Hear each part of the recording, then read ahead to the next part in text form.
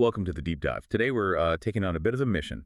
We're going to break down the A-Neuvideo ANI-PIP-21UHD 2x1 UHD 4K 60 Multiviewer seamless video switcher. That's quite a mouthful, isn't it? Our goal is really to get past that name and see how this piece of hardware gives you a shortcut for managing multiple video feeds, high-speed multitasking. Yeah, it's all about managing signals efficiently.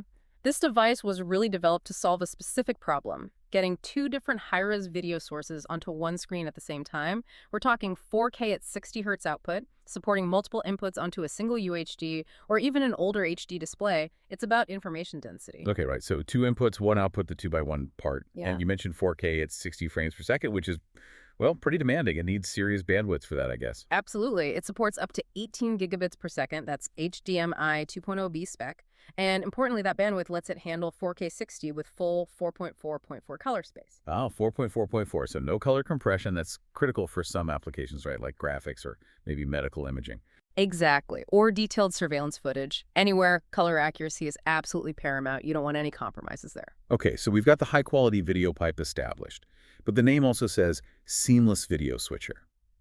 Let's talk about that seamless part. What's the big deal about avoiding that screen blackout when you switch sources? Well, think about it. In fast-paced environments, control rooms, broadcast, maybe even complex presentations, that little half-second or second of black screen is jarring. It breaks your concentration. Seamless switching means when you change inputs, the transition is instant. No delay, no blank screen. It just flows. Reduces cognitive load, keeps things smooth. Makes sense. Keeps the information flowing without interruption. Yeah. And that flow is helped by the different ways you can actually display those two sources, right? The modes.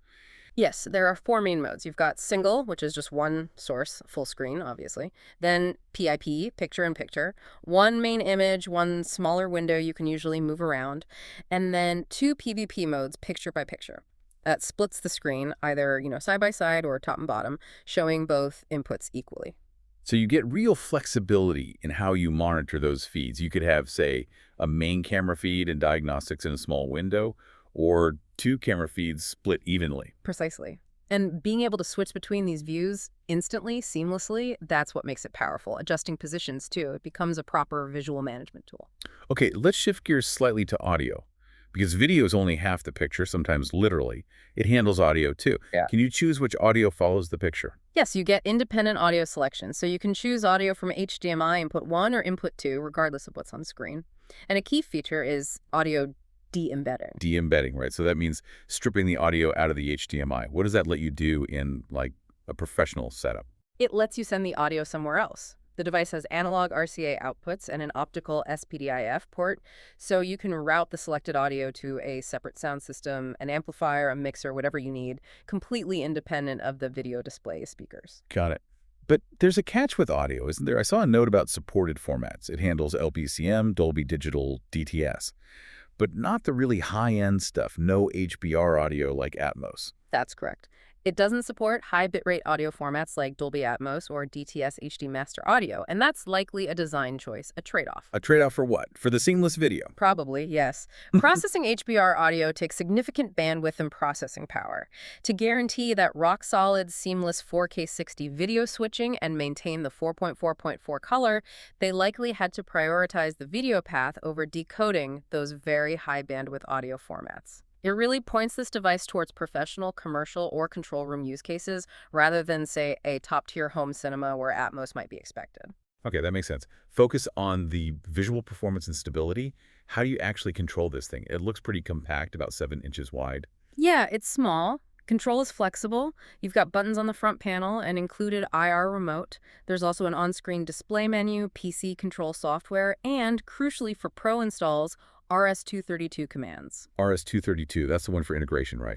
Hooking it into bigger control systems like Crestron or Extron. Exactly. In any permanent professional setup, that's almost certainly how it'll be controlled. It allows for reliable, automated operation within a larger AV system, way more robust than just using the remote. Okay, so wrapping this up, what you're getting here is a specialized tool. It delivers high-res 4K 60 video from two sources onto one screen, keeps the quality high with that 4.4.4 color, and crucially switches between them instantly, seamlessly. Efficient visual multitasking. That's the core value. It handles two inputs really well. But it makes you think, doesn't it?